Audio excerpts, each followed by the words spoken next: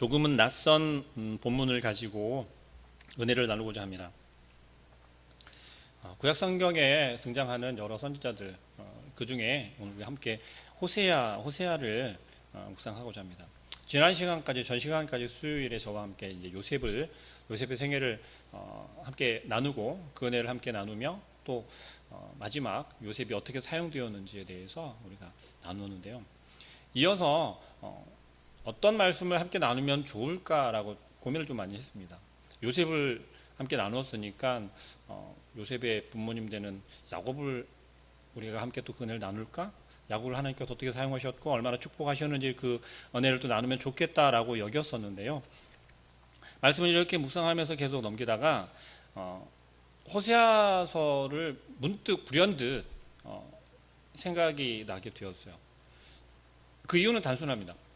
지금 이 시기가 이 세대가 코로나라고 하는 것 때문에도 마찬가지이고 또 코로나 외에도 사실은 우리 주변에 교회들을 향하여서 크리스찬들을 향하여서 손가락질하거나 또 그들을 향하여서 핍박하거나 아니면 뭐 심지어 모함하는 그러한 것까지도 바라보는 그러한 것을 우리가 옆에서 보고 또 경험하는 그러한 세대가 되었다라는 거죠. 그러한 또 시기가 되었다라는 거죠.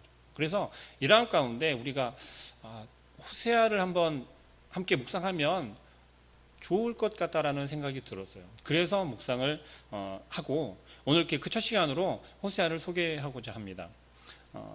호세아 선지자는 8세기 후반 정도에 활동했던 그런 선지자로 기록되어 있습니다. 8세기 후반이라고 하면 조금 막연하지 않습니까?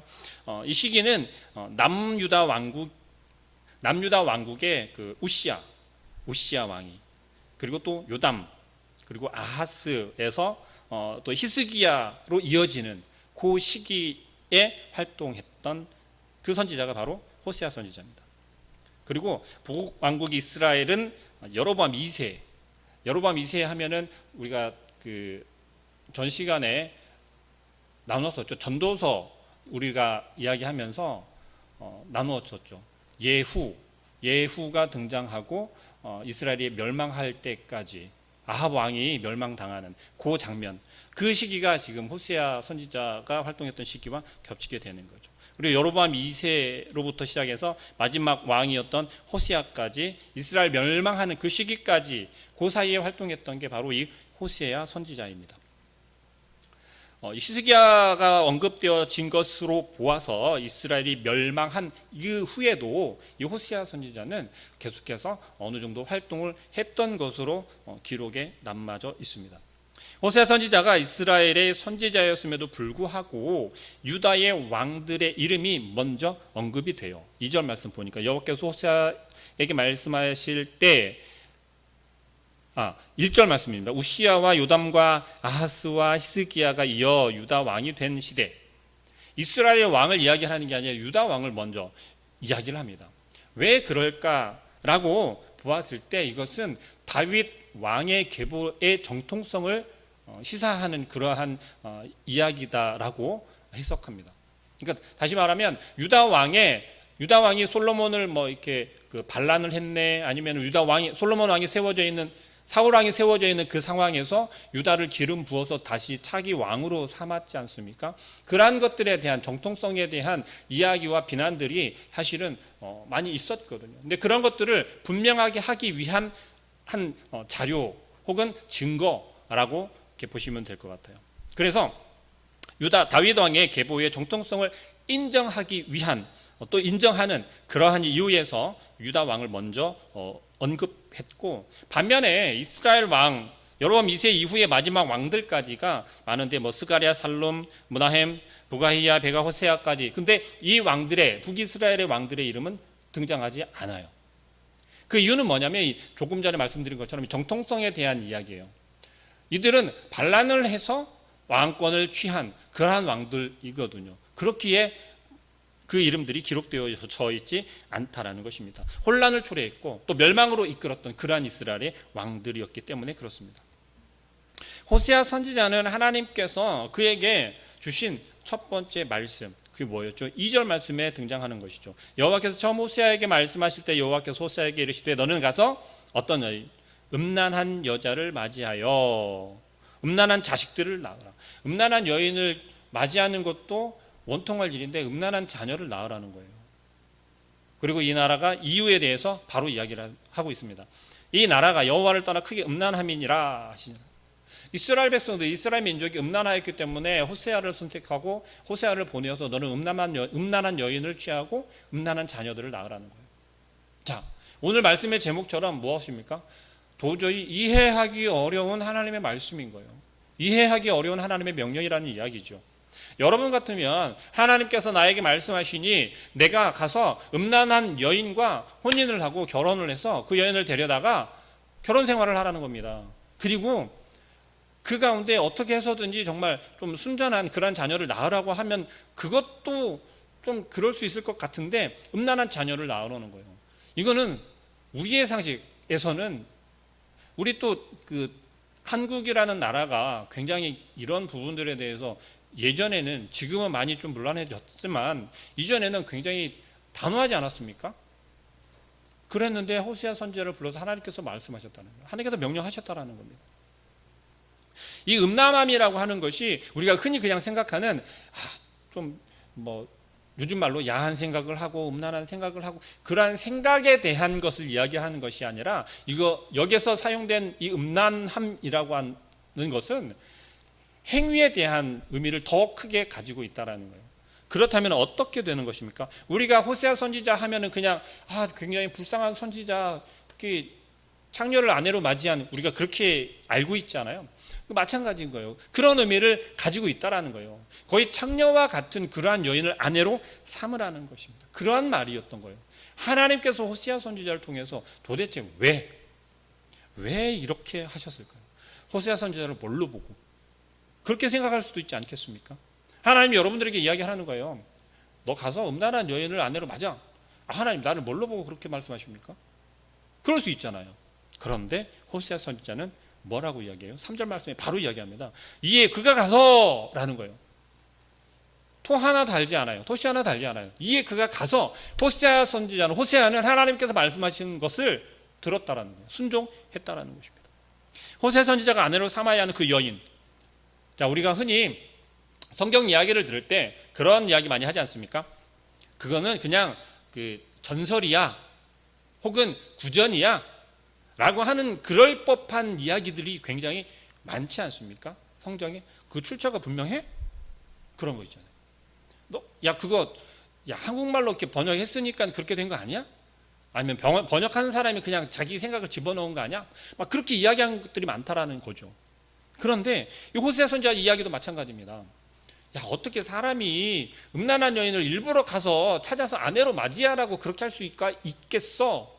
그런데요, 호세아 선지자가 아내로 삼아야 하는 그 여인의 출처가 분명하다는 거예요. 출처가 뭐 조금 더 이야기하자면 호적이 분명하다라는 거예요. 디아블라임의 딸이라고 이야기하는 거예요. 디아블라임이라고 하는 사람의 가정에 있는, 혹은 그가 낳은 딸, 누구요? 고멜이라고 하는 여인의 부모의 이름까지 거론을 하면서 기록을 남기고 이것은 사실이다라고 명시를 했다라는 거예요. 성경 말씀에서 이름이 등장한다라는 거 하는 것은 사실 대단한 거예요. 굉장한 거예요.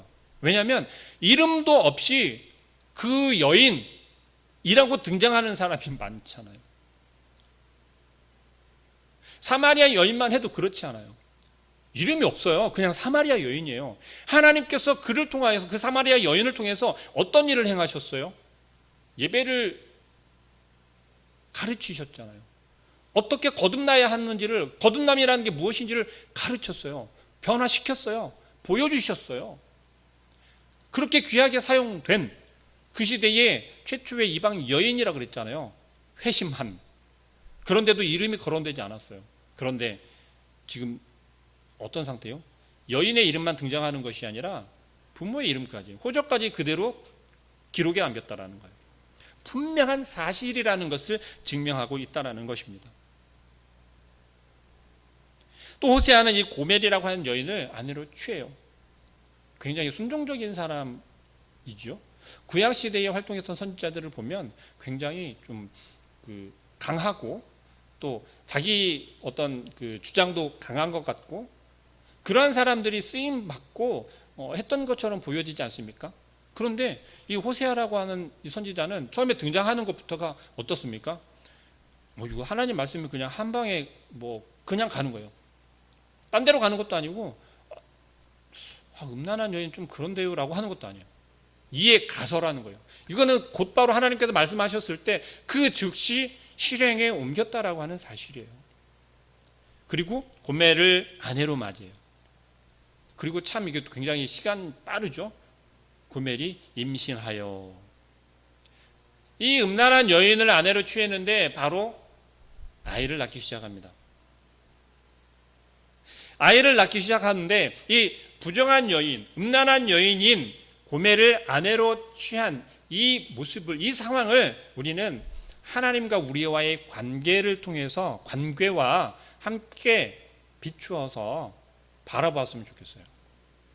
자, 여러분 생각할 때 도덕적으로 호세아가 고멜이라고 하는 여인, 이 음란한 여인을 아내로 취하는 게 도덕적으로 좀 합리적인 것 같아요? 아니면 불합리한 것 같아요?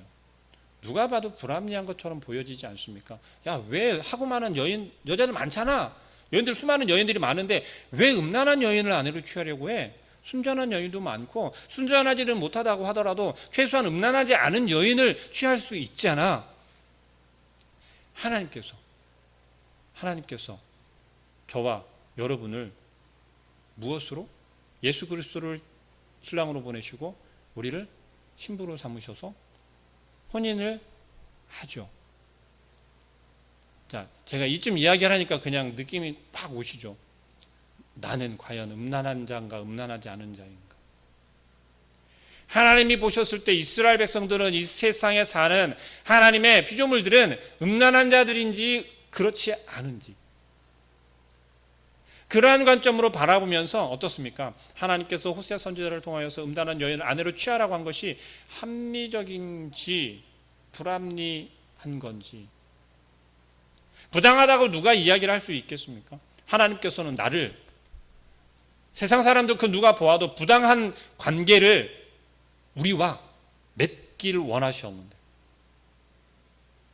우리와 부당한 관계를 맺기를 원하셔서 예수 그리스도를 우리에게 보내주셨잖아요. 호세아 선지자를 통해서 이 음란한 여인을 취하는 것으로 우리에게 말씀하시는 것은 바로 이러한 논리라는 거예요. 이러한 원리라는 거예요. 이러한 하나님의 은혜라는 것입니다. 그리고 또 이야기합니다. 처음 이 고멜과 혼인을 하고 아이를 낳기 시작을 해요. 세 자녀를 낳았어요. 총 세 자녀를 낳았습니다. 근데 첫째 아이의 이름이 뭐예요? 아들인데요. 이름이 이스라엘이에요. 이스라엘. 자, 이스라엘이라고 하는 그 이름이 조금은 비슷하죠. 이스라엘이라는 이름과 간혹 혼돈하는 분도 있어요. 이스라엘 그랬더니 이스라엘 의미가 완전히 다릅니다. 이스라엘이라고 하는 그 이름은 하나님과 더불어 싸워 이겼다라고 하는 의미의 축복의 이름이에요. 그런데 이스라엘이라고 하는 그 이름의 의미는 뭐냐면 하나님께서 흩으신다라고 하는 그러한 뜻이라는 거예요. 이 이스라엘이라고 하는 이 이름이 어디에 또 등장을 하죠? 아합 왕이 멸망을 하는 죽임을 당하는 그때에 이스라엘에서 아합의 가족이 아합의 그 계보가 끝나버리게 되는 거죠. 결국 흩어버리게 된다는 거예요. 멸망시킨다라는 거예요. 이스라엘을 흩어버리신다라고 하는 그러한 의미를 내포하고 있다는 거예요. 예언적인 이름을 가진 게 바로 이 호세아 선지자의 첫 번째 아들 이스라엘이라고 하는 이름이에요. 예후가 아합의 집을 완전히 멸망하고 바알 신당을 완전히 다 없앨 때 열왕기하에 등장한 열왕기 10장 19절부터 24절 말씀 가운데 등장하는 배경이 되는 그 지명의 이름이 바로 이스라엘이라는 이름입니다. 대신에 하나님은 예후를 어떻게 했죠? 잘하였다라고 칭찬하잖아요. 아합을 완전히 멸망시키고 제가 저번 주 금요일에 나누었던 말씀이에요. 열왕기하 10장 말씀. 주일학교에서도 아마 이 말씀을 가지고 본문을 가지고 하나님의 말씀을 은혜를 나누었을 텐데 그때 예후를 축복을 하죠. 하나님 마음에 그 마음 깊은 곳까지 예후가 잘하였다라고 말씀하시지는 않았으나 하나님의 말씀에 순종을 했고 아합의 그 가족을 완전히 진멸시킨 것에 대해서 칭찬하셨어요. 잘하였다라고. 그래서 4대까지 이어가게 한다라고 하나님께서 말씀을 하시고 은혜를 내리셨다라는 거죠. 그리고 나서 호사의 첫 번째 아들, 그 이스라엘이라고 하는 그 이스라엘이 바로 이 예후가 왕가가 4대 동안 이어지는, 그리고 4대 만에 망하게 되는 그 배경적인 이름이 이스라엘이라고 하는 것, 그것을 우리는 기억해야겠습니다. 자, 그리고 또 두 번째, 호세아의 두 번째 자녀가 있죠. 이번에 두 번째는 딸입니다. 딸의 이름이 뭐라고요? 로루하마예요. 로루하마라고 하는 그 이름을 하나님께서 주셨어요. 자, 여러분, 여기에서 우리 생각할 것이, 하나님께서 내 마음대로 자녀들의 이름을 지어서, 아니요, 하다못해 내가 하나님의 말씀에 순종해서 음란한 여인을 아내로 취했어요. 음란한 아내를 취했는데 자녀들의 이름이라도 내 마음대로 짓고 싶을 거 아니에요. 음란한 여인을 취했으니까 자녀들은 좀 복되라고, 축복받으라고, 그렇게 살지 말으라고, 하나님의 말씀에 순종하고 하나님 앞에 서라고, 그러한 이름으로 짓고 싶잖아요. 근데 하나님께서 말씀하세요. 자녀들의 이름까지도 하나님께서 간섭하시고 개입하셔서 가르쳐 주시는 거예요. 이렇게 지으라는 거예요. 첫째 아들은 뭐라고 해요? 첫째 아들은 이스라엘이라고 지으라고. 둘째는 뭐라고요? 로루하마라고 지으래요. 근데 그 뜻을 보니까 무슨 뜻이에요? 왜 하나님은 이러한 이름을 주시는 걸까? 첫째 아들은 다 흩어버린다라고 하는 의미를 가지고 있는데, 둘째 자녀의 딸의 이름은 긍휼을 받지 못한다는 의미를 가지고 있대요. 로루하마, 여기 히브리어로 로라고 로가 들어가면 부정적인 의미를 나타내는 단어예요. 로 하면은 아니다, 아니야, 부정적인, 안 돼, 그런 의미를 가지고 있어요. 이 로루하마는 긍휼을 받지 못한대요. 이 의미는 뭐냐면 이스라엘 백성들의 패역함과 그 음란함을 하나님 앞에서 용서받지 못한다, 용서하지 않으시겠다, 반드시 멸하시겠다라고 하는 의미를 가지고 있다라는 거예요. 자, 두 자녀까지밖에 이야기를 하지 않았는데 벌써 어떤 느낌인지 조금 생각이 잠기십니까? 호세아 선지자를 통해서 어떻게 무엇을 말씀하고자 하시는지, 이 호세아 선지자의 가정을 통해서 이스라엘 백성들을 내가 어떻게 하겠다라고 하는 예언적인 실질적인 모습으로 보여주고 있다는 거예요. 너무 놀라운 사실 아닙니까? 하나님께서 하시는 일이, 하나님의 그 계획과 하나님의 인도하심이, 아니 그냥 하나님 말씀대로 하나님 능력 있으신 분이니까 한 방에 빵빵빵 때려서 멸망시키시고 불을 내리셔서 멸망시키시고 다 갈아엎으시고 그렇게 해도 되잖아요. 근데 그런 하나님은 우리가 경험했죠. 이미 하나님께서 하시는 일을 어떻게 하냐면, 우리로 하여금, 자, 하나님을 안다라고 하는 히브리 단어가 있어요. 하나님을 안다라고 하는, 몇 차례 설교했었고 잘 알고 있을 거예요. 기억이 조금 잘 가물가물하실 것 같으니까 제가 말씀을 드릴게요. 하나님을 안다라고 하는 단어에 야다라고 하는 단어예요. 근데 이 야다라고 하는 단어는 하나님을 우리가 글로만 아는 게 아니에요. 자, 하나님이 전능하시고 삼위일체 하나님이시고 글로만 배우는 것이 아니라 경험적인 거예요. 내가 하나님 앞에 엎드러지고 내가 하나님 말씀에 부서지고 깨지고 내가 하나님 앞에서 슬프기도 하고 기쁘기도 하고 아프기도 하고 그러한 경험들, 그랬더니 결국은 하나님은 은혜의 하나님이고 사랑의 하나님이고 긍휼의 하나님이라는 것을 경험했어요. 내 피부로, 내 삶에서. 그런데 그것을 호세아 선지자를 통해서 보여주고 계시더라고요. 근데 무엇을 보여주는 거예요? 이스라엘 백성이 지금 얼마나 음란했어요. 하나님 앞에서 음란하다라고 하는 것은 하나님의 말씀을 떠나는 거예요. 하나님 앞에서 벗어나는 거예요. 하나님의 시야에서 자꾸만 벗어나는 거예요. 혹 우리가 지금 그러고 있지 않습니까? 우리가 하나님 말씀에서 자꾸만 벗어나려고 하지 않습니까? 하나님 그 그림자 안으로 자꾸만 들어가야 된다라는 거예요. 하나님 말씀 가운데 자꾸만 들어가야 된다라는 거예요. 그런데 우리는 자꾸 벗어나려 한다는 거죠. 왜요? 힘드니까. 무엇이 힘들까요? 사실 힘든 게 하나님 말씀 가운데 서 있는 게 힘든 거 없잖아요. 근데 뭐가 힘들어요? 우리 삶이 힘들어요. 내 삶이 힘들어요. 내 삶이 힘드니까 내 삶이 좀 편안해지고 회복하고 싶으니까 말씀을 떠나요. 참 아이러니하지 않습니까? 하나님 말씀 안에서 우리는 회복해야 되고 하나님의 은혜 가운데서 능력 안에서 회복해야 하는 거예요. 그런데 우리는 내가 좀 회복해야 되니까 조금만 피해 있을게요. 내가 좀 쉬어야 될 것 같으니까 잠깐만 쉴게요.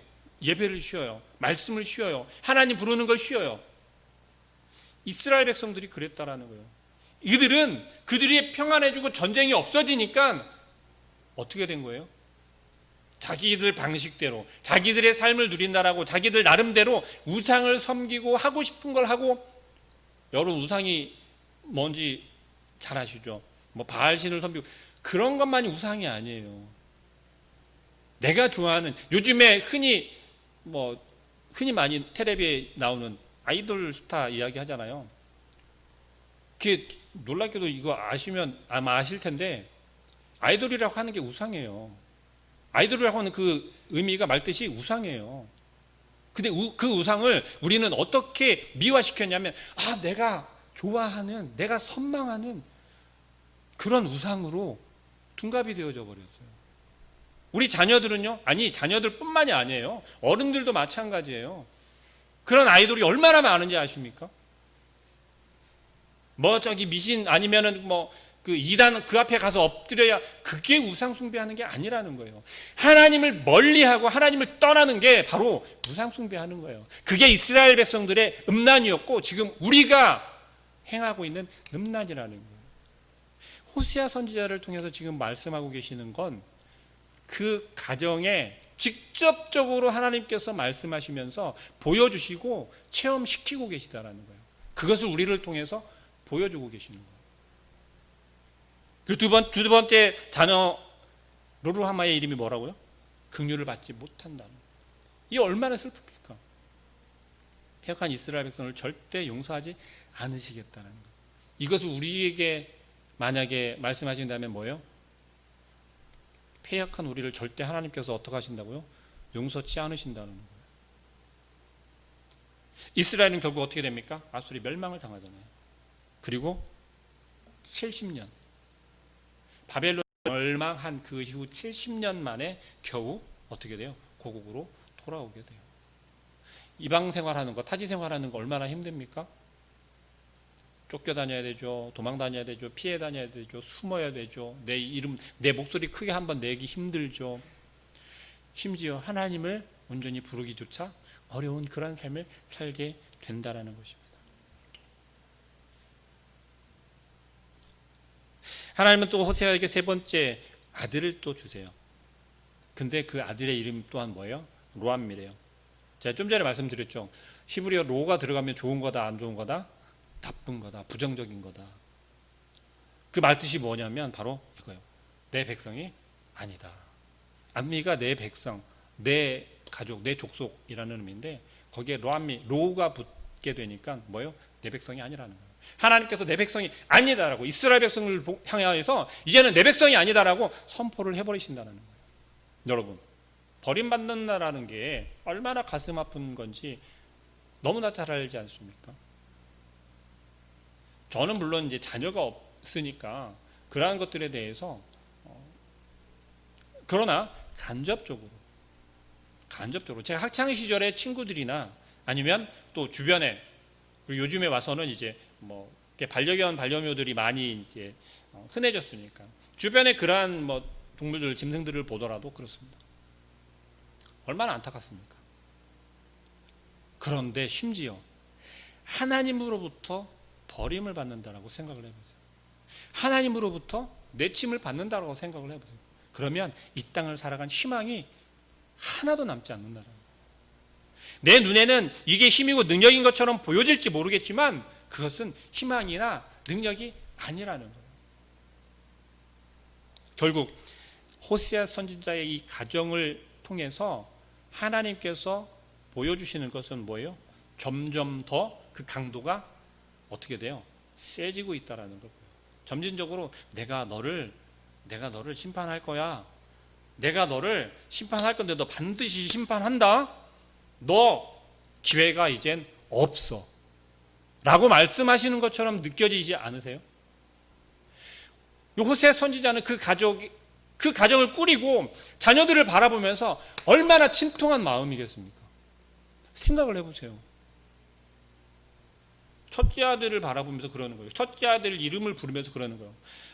다 흩어버리신대. 이스라엘 백성을 흩어버리신대. 호세 선지자의 마음 가운데는 어떤 마음이겠어요? 절대로 안 되는데, 다시 회복해야 되는데, 하나님께 다시 은혜를 받아야 되는데, 또 뭐예요?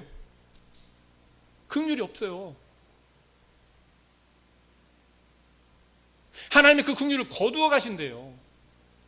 희망이 있는 거예요, 없는 거예요? 내가 누구를 의지해야 돼? 내가 무엇을 바라보아야 돼?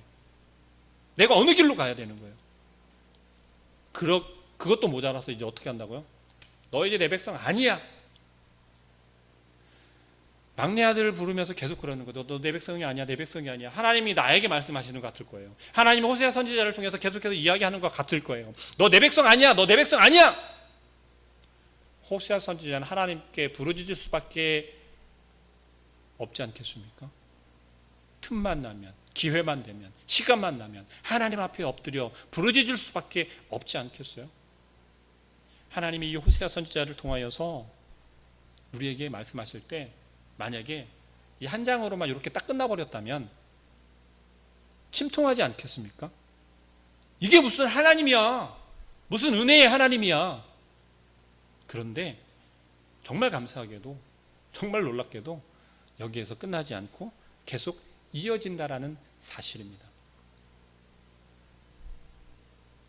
호세아 선지자를 통해서, 이 호세아서를 통해서 우리에게 말씀하시는데, 이제 하나님께서 호세아 선지자의 자녀들을 통해서, 호세아 선지자의 가정을 통해서 우리에게 다시금 말씀하시는데, 회복시키는 말씀을 하시기 시작해요. 이스라엘은 분명하게, 이스라엘이 어떤 땅이었다고 그랬어요? 이스라엘이 가지고 있는 의미 다 흩어버린다라는 거잖아요. 거기에서 아합의 그 가족이, 계보가 멸망당했잖아요. 그런데 그 이스라엘에서 뭐요? 예후가 하나님의 은혜를 입어 몇 대요? 4대까지 이어가게 되는 은혜를 입잖아요. 저주만 있는 것이 아니라 하나님의 은혜도 거기에 남아 있다라는 거예요.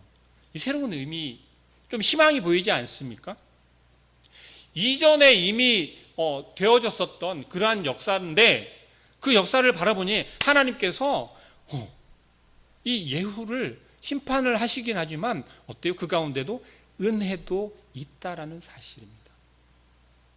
그래서 우리 11절 말씀 한번 볼까요? 11절 말씀 함께 읽어보도록 하겠습니다. 11절입니다. 이에 유다 자손과 이스라엘 자손이 함께 모여 한 우두머리를 세우고 그 땅에서부터 올라오리니 이스라엘의 날이 클 것이미로라. 희망적인 메시지 아닙니까? 유다와 이스라엘이 어떻게 한다고요? 함께 모여. 함께 모인다라고 하는 것은 뭐예요? 화해가 되어진다라는 거예요. 다시 화합이 이루어진다라는 거예요. 관계가 되어진다라는 사실입니다. 어디에서요? 이스라엘에서. 그 지명이 첫째 아들 이름 뭐라고요? 흩어버린다고 했잖아요. 근데 그 시제 하나님께서 저주하시고 심판하는 그 땅이 되고 그 이름이 되는 것이 아니라 회복시켜 주실 것을 의미하고 있고 상징하고 있다라는 거예요. 그래서 하나님이 새롭게 그 땅에 심으시는데, 우리 2장 1절 말씀 한번 볼까요? 2장 1절 말씀 시작. 너희 형제에게는 암미라 하고, 암미라 하고, 막내 아들의 이름이 뭐였어요? 로암미였죠. 근데 뭐라고 2장 1절은 뭐라고 이야기합니까? 암미라 하고, 하나님께서 이름을 바꾸어 주신다는 사실이에요. 자, 이름을 바꾸는 그러한 사람들 누가 있죠?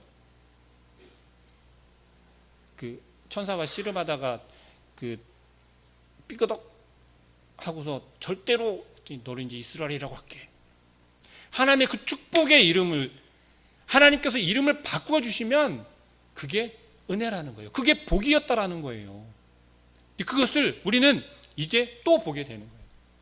아브라함을 사용하실 때 먼저 이름이 뭐예요? 아브라함이었어요. 그런데 아브라함을 사용하시면서 이름을 무엇으로 바꿔주십니까? 그가 하나님을 저버리지 않고 하나님 말씀에 순종하고 하나님을 믿으니 그의 이름이 아브라함으로 바뀌었던 것처럼 하나님께서 호사의 자녀들의 이름을 바꿔주시는, 그래서 로암미가 아니라 뭐로 바꾼다고요? 암미로 바꿔주신다는 거죠. 그렇다면 아까 뭐라고 했습니까? 암미, 로암미는 내 백성이 아닌데 로가 빠졌어요. 부정적인 단어가 부정이 빠졌어요. 그럼 뭐예요? 이제 내 백성이 됐다라는 거예요. 이 얼마나 놀라운 은혜입니까? 하나님께서 긍휼을 베푸시고 긍휼이 없다라고 했는데 다시 백성을 삼아 주시겠대요. 이것은 우리가 이렇게 이해할 수 있을 거예요. 하나님의 말씀을 하나님 앞에 나와 회개하고 자복하고 엎드릴 때, 하나님을 다시금 부르짖을 때 하나님 앞에서 다시금 뭐가 되는 거예요? 화해하고 관계가 되어지고 용서를 구하고 하나님 앞에 엎드리니까 이것을 우리는 회개라고 이야기를 합니다. 진정한 회개가 되어지고 자복할 때 하나님께서 우리에게 어떤 은혜를 주시는 거예요? 다시금 회복시켜 주신다. 그것을 우리는 거듭나게 해 주셨다라고 말할 수 있다라는 거죠. 또 로루하마는 어떻게 바뀝니까? 너희 자매에게는 루하마라 하라. 루하마라 하라. 아까 로루하마가 뭐라고요? 긍휼이 없다 그랬잖아요. 부정적인 로가 또 빠졌어요. 루하마라고 하니까 이제 뭐예요? 하나님의 긍휼이 있다는 거예요, 없다는 거예요? 있다라는 거예요. 하나님의 긍휼하심이 다시금 이스라엘 백성 가운데 임하게 되었다는 사실입니다.